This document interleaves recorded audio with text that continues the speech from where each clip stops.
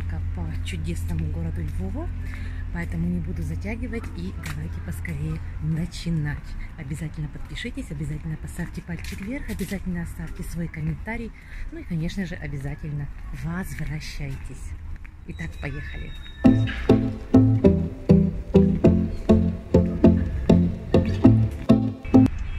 Мы находимся с вами перед известным Бернардинским костелом. Обратите внимание вот на эту каменную колонну.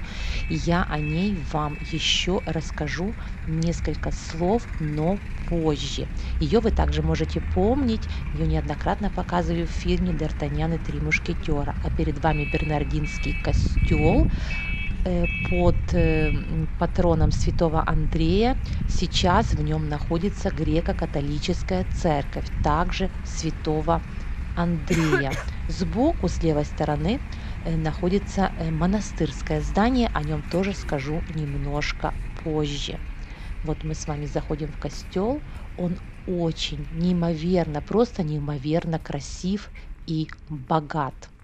Вы сейчас в этом убедитесь сами. Это очень известное и знаменательное для истории Львова место, и почему я вам сегодня расскажу. Также этот костел связан с именем святого Яна из Дукли, который является патроном города Львова и также патроном военной польской шляхты былых лет. Святой Ян из Дукли принадлежал к ордену Бернардинов и проповедовал как раз в этом костеле. Почему же с его именем связано очень многое? Потому что после смерти святого Яна происходили многие чудесные исцеления, чудесные разные происшествия, которые как раз и привели к тому, что этот человек был вынесен на алтари.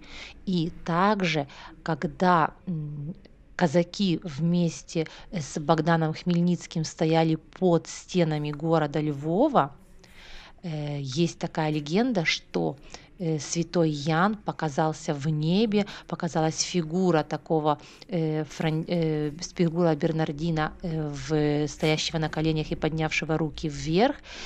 И этот вид так испугал осаждающий город, что они просто взяли и ушли.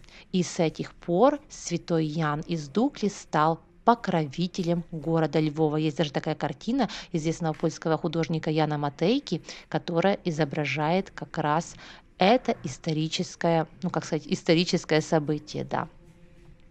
Итак, вы видите, посмотрите, какая фреска интересная. Кажется, что здесь открытая дверь, но это все нарисовано. А если вы будете стоять немножко дальше, то вы даже этого не заметите, и вам покажется, что дверь открывается.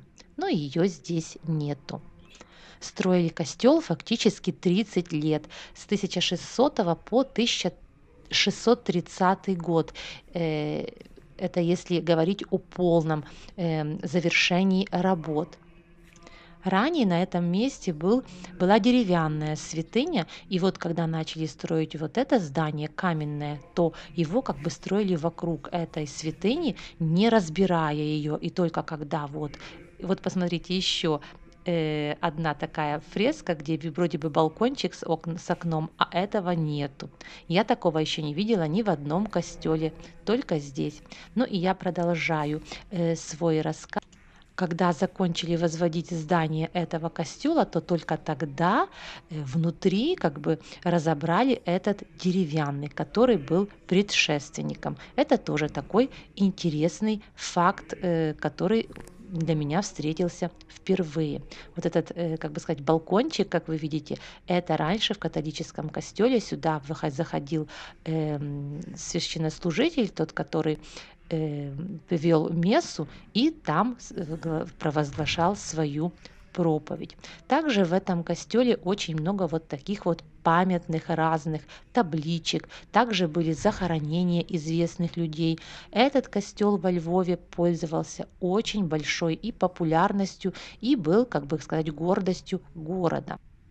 К костелу также прилегает здание монастыря, но в австрийский период города Львова австрийцы сделали в кельях, ну, в здании монастыря, они поместили городской архив, который там находится до сих пор. Также в советское время там находился архив. И поговаривают, что он очень и очень богатый, и там очень много интересных документов. Что же находилось в самом костеле в советское время, я не знаю, но знаю, что он был все время закрыт, а в здании монастыря был архив. Вот видите, здесь множество таких исторических табличек с с фамилиями известных львовских, известных львовян, заслуженных людей. То есть место очень и очень важное. Почему костел был под патроном святого Андрея? Да просто потому, что первое богослужение и освящение костела проходило как раз в праздник святого Андрея. И поэтому костел также носит его имя. Ну и также сейчас не очень хорошо, что церковь не переименовали, а то, что она также носит имя патрона, которое принадлежало и костелу. Есть много интересных фактов, также связанных и с костелом, и со святым Яном из Дукли. И, например, из того места, где похоронили его через год, ударил источник. Яна из Дукли перезахоронили, его могила сейчас находится в Дукли, это на территории Польши, а там выкопали колодец, который находится там и до сих пор. Я ему уже не раз показывала, и в этот раз тоже постараюсь показать. Вот эта крутая лестница, винтовая лестница, ведет на органы. Вот сюда на балкончик заходит органист, и во время святой мессы в католической вере он играл музыку. А во время Второй мировой войны на протяжении 43-44 годов в канализационных туннелях под костелом пряталась довольно-таки большая группа евреев. Во время реставрационных работ в 2000-х как раз нашли много вещей из их обихода во время раскопок. И еще несколько слов скажу на тему колонны.